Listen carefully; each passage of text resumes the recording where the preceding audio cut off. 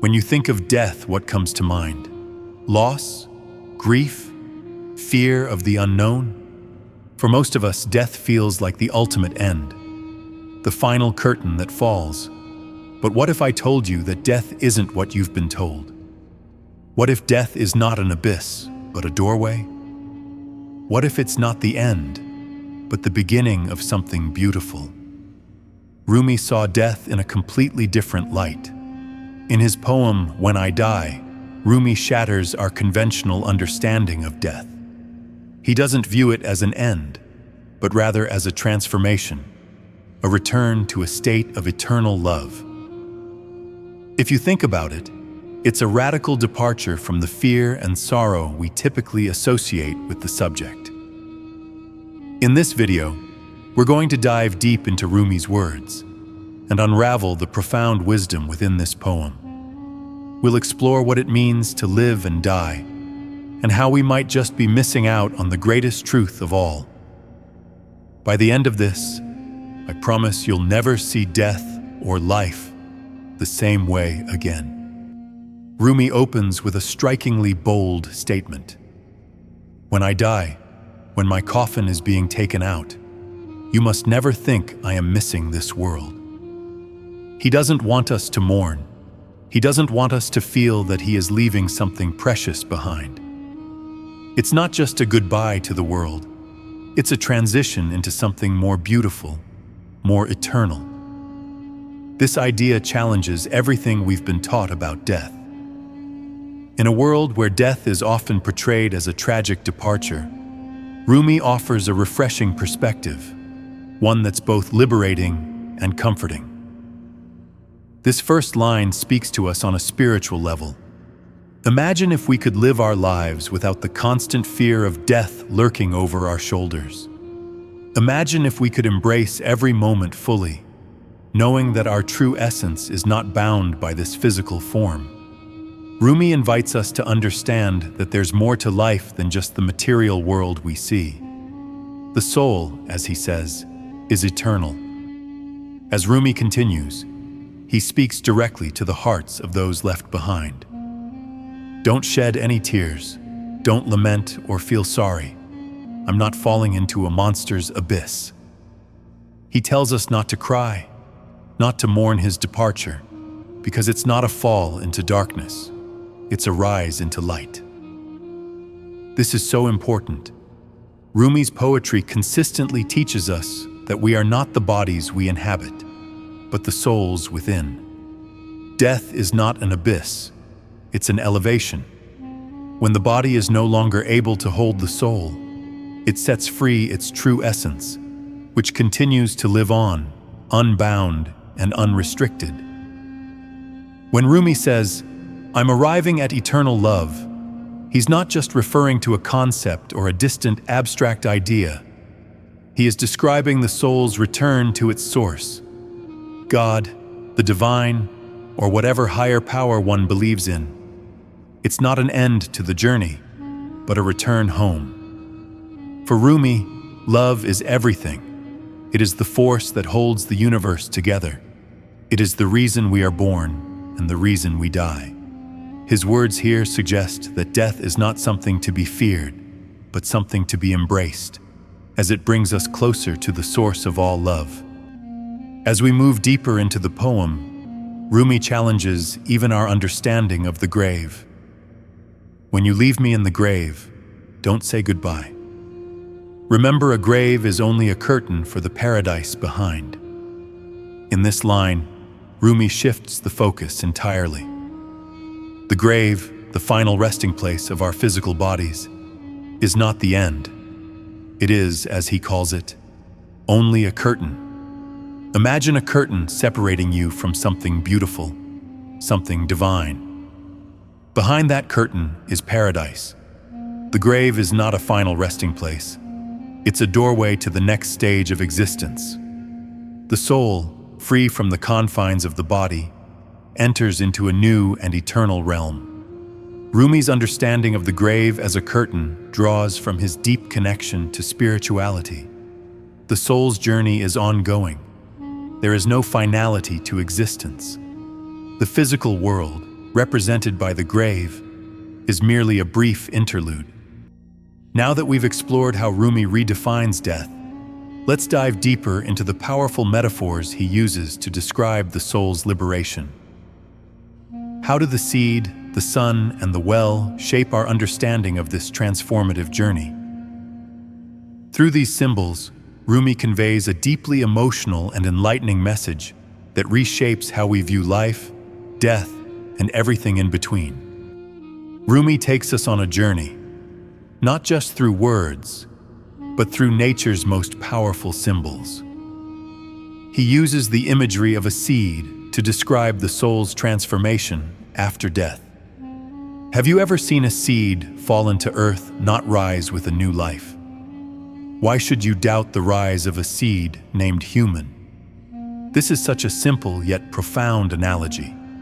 A seed, once buried in the soil, appears to be dead.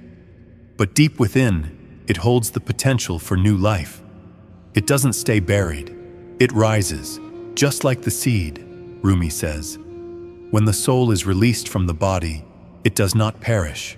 It is reborn. Rumi calls the human soul a seed. A seed isn't the end of the story. It's merely the beginning of something far greater. Death isn't a descent into the earth, but a rise into a higher form. It's a reminder to us that even when something seems to disappear, it's simply preparing for a grand return, just as the seed pushes through the earth to become something greater. In this metaphor, Rumi challenges us to see death not as a disappearance, but as a transformation, just like the seed that dies to the earth, but is reborn as a tree, a flower, or whatever life it was destined to be. When we leave the physical body behind, we rise again, just as the seed rises to fulfill its potential. As we move forward, Rumi gives us yet another powerful metaphor to deepen our understanding.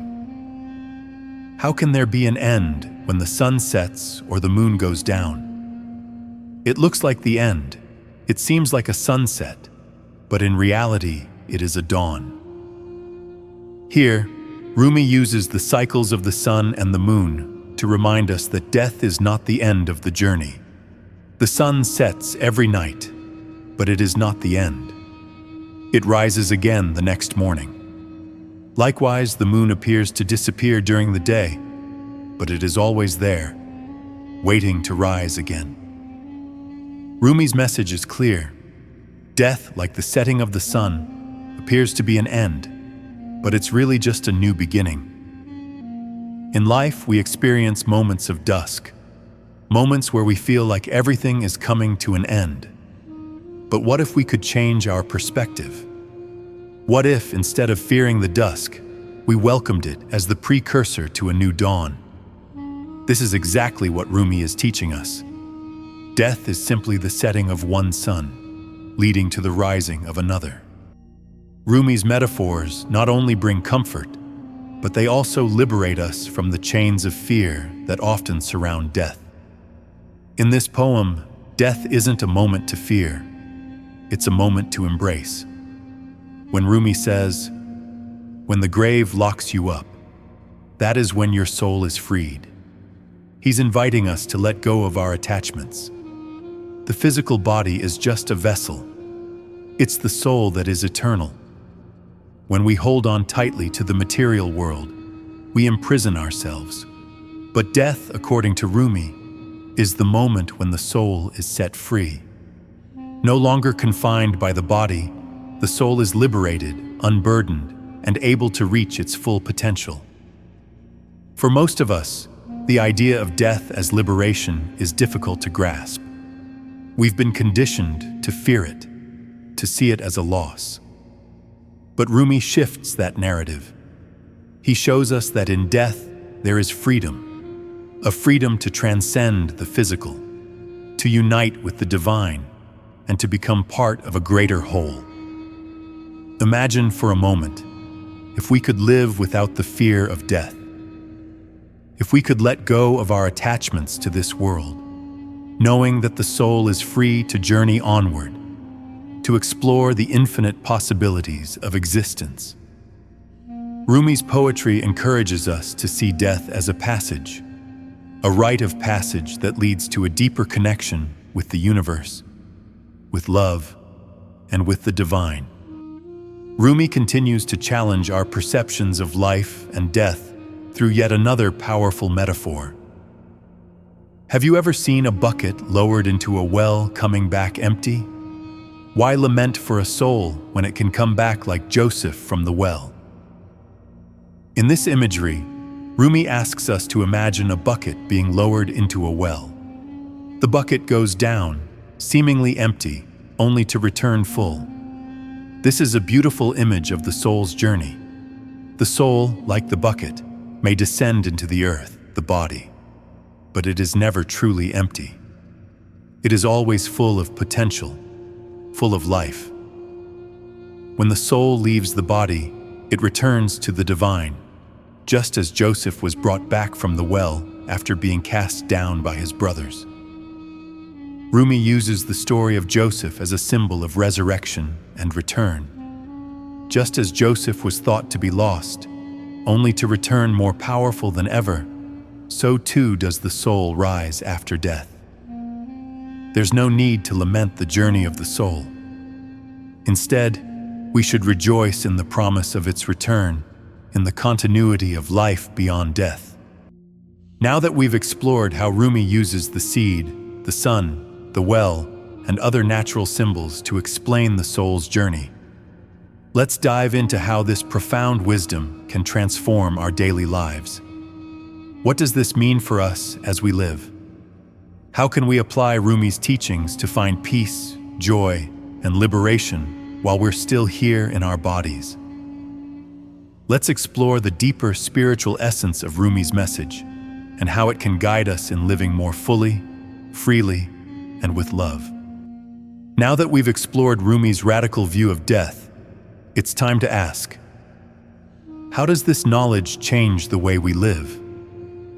After all, the teachings of Rumi aren't just about what happens when we die.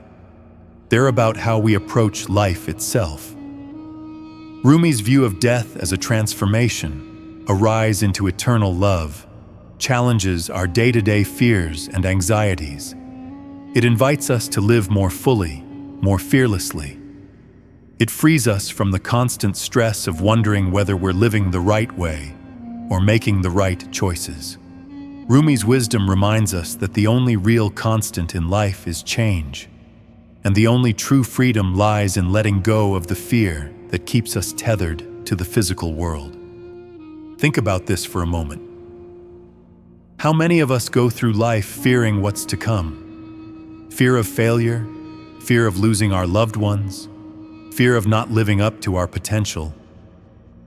Rumi's poetry encourages us to set aside this fear and embrace the inevitability of change. In his poem, Rumi tells us not to cry when he dies, but to understand that death is not the end. This is a revolutionary way of thinking. What if we could live without that constant fear? What if we could face each day with the understanding that life, like the setting sun, is part of an eternal cycle? Rumi's teachings urge us to live with an open heart, to experience the fullness of life without clinging to it. Instead of constantly holding on to the past or worrying about the future, Rumi calls us to live in the present moment. He asks us to remember that, just as the sun sets and rises again, our lives, too, are a series of cycles. We don't need to fear the end, because in the grand scheme of things, there is no end. Life flows in a continuous loop, like the seasons, like the day and night, like the cycles of the moon. Rumi's philosophy teaches us to embrace this fluidity, to move through life with grace, peace, and a deep understanding of our connection to the infinite. The most comforting aspect of Rumi's work is the idea that death doesn't separate us from the ones we love. Instead, it brings us closer to the divine, to a greater sense of connection. In his poem, When Rumi speaks of death as the soul's return to eternal love, he's not just talking about his own journey, he's talking about all of us. Rumi's teachings help us understand that the connection between souls is unbreakable. Even though we may physically leave this world, we are never truly apart from the ones we love. This knowledge can be a source of great comfort, especially during moments of loss. It allows us to let go of the fear of separation and trust that the souls we care about will always be with us, just as our own soul will always be with them. The idea that death is a return to the source of love rather than an end offers a perspective that transforms how we view relationships, grief, and separation. If we see death as a return, not an absence, it helps us accept the ebb and flow of life more peacefully. We are never truly gone. Our essence, our love, lives on forever. Now that we understand death from Rumi's perspective, let's turn our attention to how we can apply his teachings to our everyday lives. How can we embody the wisdom of Rumi and live with a deeper sense of peace, freedom, and connection? 1. Live with intention and awareness. Rumi asks us to live with the awareness that our soul is eternal. This means we should live with intention, making choices that align with our soul's purpose. In every interaction, every decision, we can ask ourselves, is this coming from a place of love? By living with love and purpose, we can navigate the world with ease and grace, much like Rumi did. 2. Embrace change and let go of fear. Rumi teaches us that life is a constant cycle. Just as the seasons change, so too must we. Let go of the fear of the unknown and the fear of losing control. Embrace the unknown with an open heart, knowing that change is not something to resist, but something to welcome. 3. Embody the wisdom of compassion and forgiveness. Rumi's work is deeply rooted in compassion and forgiveness. If we are to live by his teachings, we must embrace kindness in our everyday lives. This means forgiving others and ourselves and approaching every situation with an open heart. By doing so, we release the weight of anger, resentment, and regret, creating space for love and healing. 4. Connect with your soul.